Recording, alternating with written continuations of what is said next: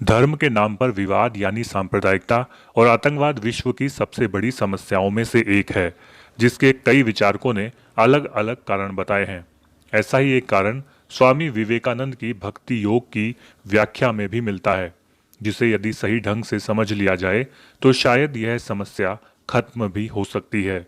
उन्होंने भक्ति योग की व्याख्या में एक जगह लिखा है कि भक्ति योग का एक बड़ा लाभ यह है कि वो हमारे चरम लक्ष्य ईश्वर की प्राप्ति का सबसे सरल और स्वाभाविक मार्ग है, लेकिन साथ ही उससे एक विशेष डर की आशंका यह है कि वह अपनी निम्न या गौणी अवस्था में मनुष्य को घोर मतांध और कट्टर बना देता है। हिंदू, इस्लाम या ईसाई धर्म में जहाँ कहीं इस प्रकार के धर्मांध व्यक्तियों का दल है, वह हमेशा ऐसे ही निम्न श्रेणी के भक्तों द्वारा गठित हुआ है। वो इष्ट निष्ठा जिसके बिना यथार्थ प्रेम का विकास संभव नहीं, अक्सर दूसरे सब धर्मों की निंदा का भी कारण बन जाती है। हर धर्म और देश में दुर्बल और अविकसित बुद्धि वाले जितने भी मनुष्य हैं, वह अपने आदर्श से प्रेम करने का एक ही उपाय जानते हैं, और वो है अन्य सभी आदर्शों को घृणा की दृष्टि से देखना। यही इस बात का उत्तर मिलता है कि वही मनुष्य जो धर्म और ईश्वर संबंधी अपने आदर्श में इतना अनुरक्त है, किसी दूसरे आदर्श को देखते ही या उस संबंध में कोई बात सुनते ही इतना खूंखार क्यों हो उठता है। इस प्रकार का प्रेम कुछ कुछ दूसरों के हाथ से अपने स्वामी की संपत्ति की रक्षा करने वाले एक कुत्ते की प्रवृत्ति के समान है।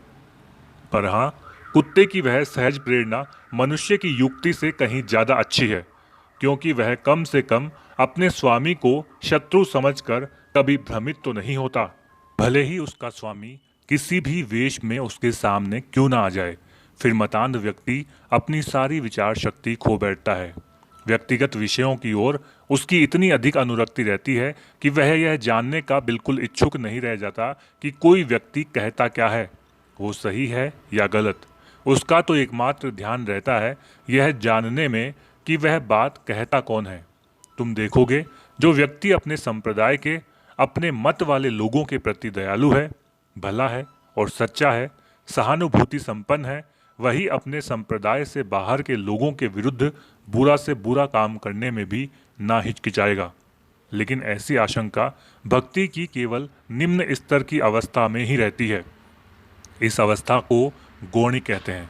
पर जब भक्ति की परिपक्व अवस्था प्राप्त हो जाती है, जिसे हम परा कहते हैं, तब इस प्रकार की घोर मतांधता और कट्टरता की आशंका नहीं रह जाती।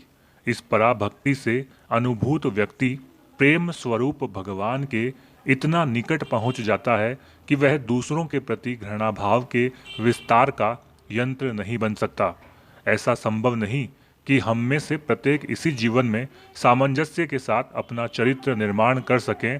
फिर भी हम जानते हैं कि जो ज्ञान, भक्ति और योग इन तीनों का सुंदर मिश्रण है, वही सर्वोत्तम कोटि का है।